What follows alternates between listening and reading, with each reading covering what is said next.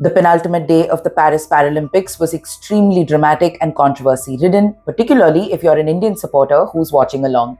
But all's well that ends well, because the final act of the day was seeing the Indian flag going up in the medal ceremony and the Indian national anthem being played in the French capital for a record 7th time. And who do we have to thank for that? Navdeep Singh, a javelin thrower participating in the F41 class, who ultimately finished the day with a gold medal around his neck.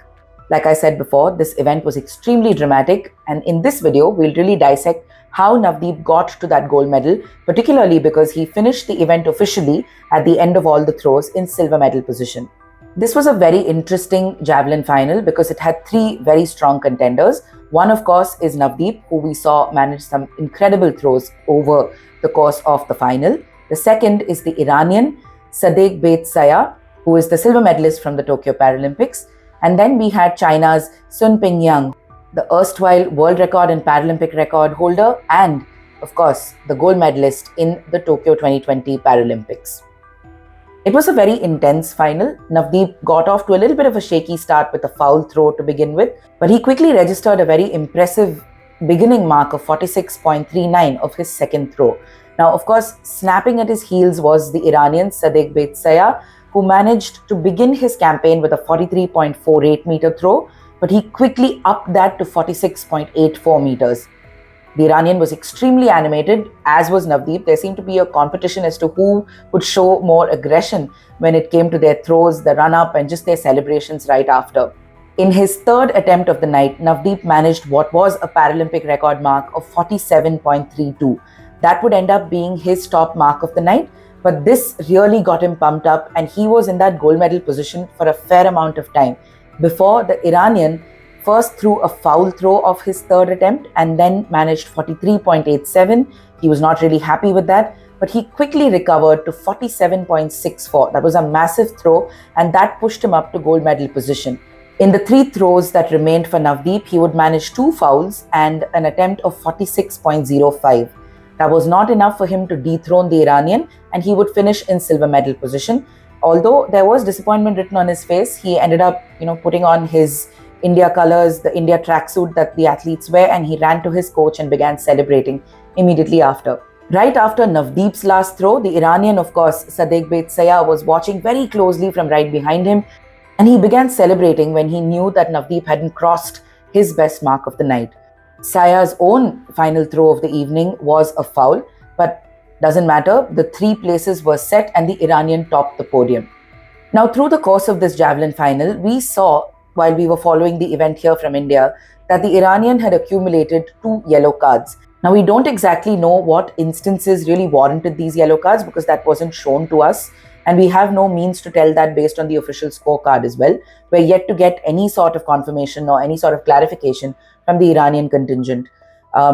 We know that the whole concept of yellow cards, red cards, all of this in athletics particularly is an invention that's been brought in during the Paris Olympics and Paris Paralympics. It is to indicate and to warn athletes about potential code of conduct breaches, to make sure that play is fair, to make sure everyone's adhering to rules and being fair to their competitors. We know that a red card, much like what happens in football, would mean an immediate exclusion. At the end of the javelin final, this is what the podium looked like. It was Iran in gold medal position, India in silver medal position, and China in bronze medal position. After the event is done, athletes are usually taken over to a room where it's like a buffer space, right? They need to wait for a while before the medal ceremony and everything can begin. Sometimes doping control is done at this time.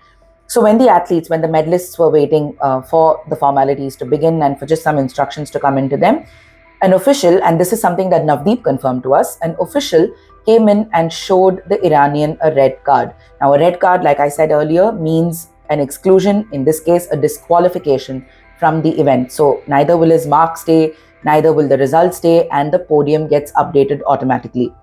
Navdeep tells us that he was not clear about what the exact reason was for the disqualification that the Iranian had to endure, but he says that he immediately broke into tears. Navdeep and the Iranian javelin thrower Sadegh Beit Sayah, they don't understand each other. He speaks Persian and Navdeep speaks Hindi, Haryanvi. But for what it was worth, Navdeep tried consoling him and telling him things would be okay, but such a result can be devastating, and India knows this firsthand.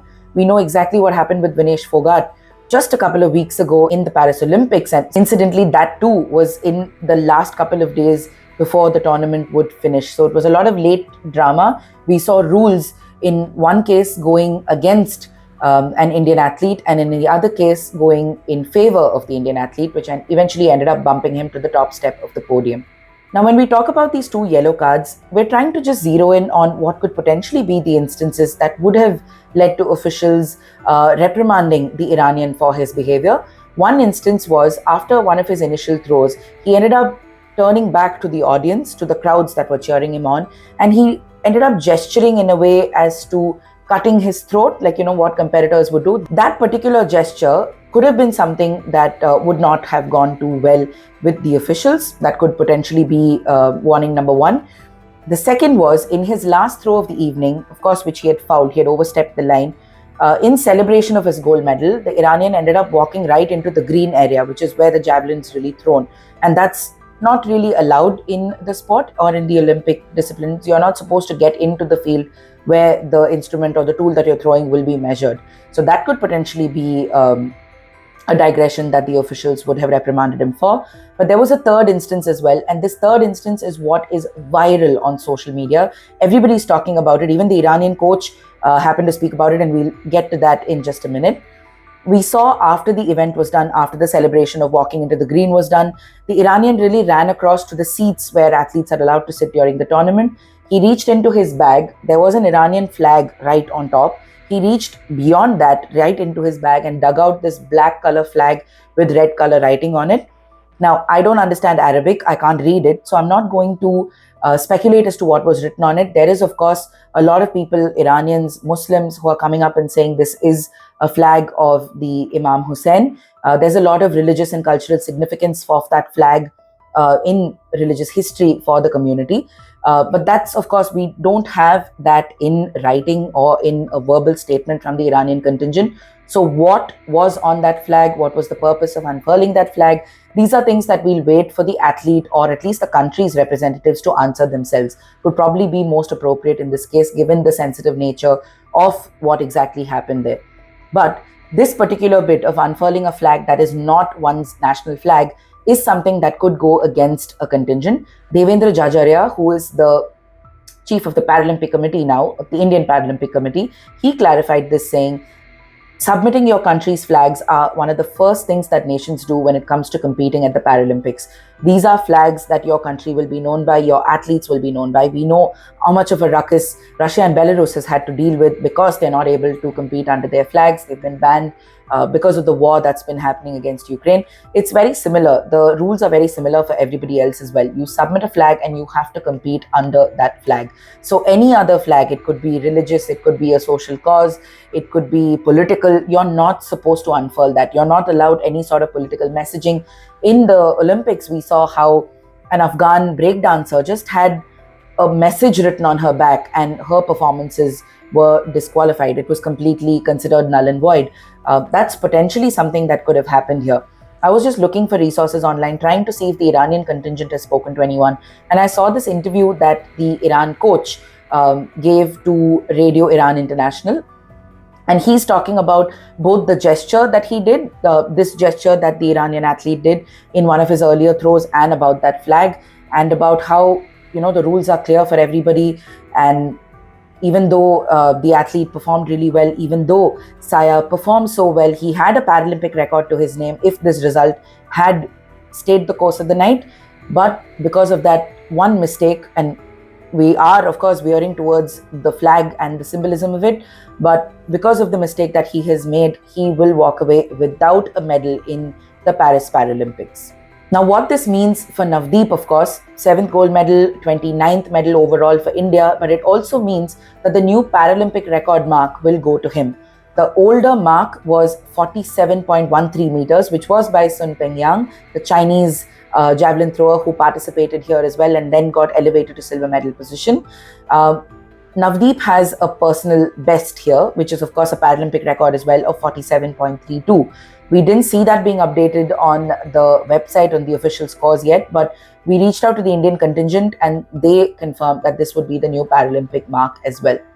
Overall, a very, very interesting night for India, but this is what exactly transpired. This is what we know to the best of our abilities. We will, of course, keep our eyes and ears open for some sort of official communication from the Iranian contingent as well. It must be a heartbreaking night for the athlete, for Sadegh Beit Sayah, especially because of how dominant his run has been. Even in the World Championship this year, he ended up on the podium. So we can judge his actions and decisions all we want, but it is a medal that Iran might just regret losing once they get back home. For India, it's been a brilliant result. We saw athletics gain yet another medal. Athletics has had a very, very strong showing in the Paris Paralympics, and Navdeep Singh getting this medal will only top that performance, which has already seen some remarkable showings of strength and grit and just pure athletic ability in the French capital. I hope you found this explainer useful. There is still 1 day of Paralympics action left, and there's of course the closing ceremony. We at Sportstar will bring you live updates of everything on our website, www.sportstar.thehindu.com. Do make sure you log in and keep up with the latest from Paris. Thanks for watching.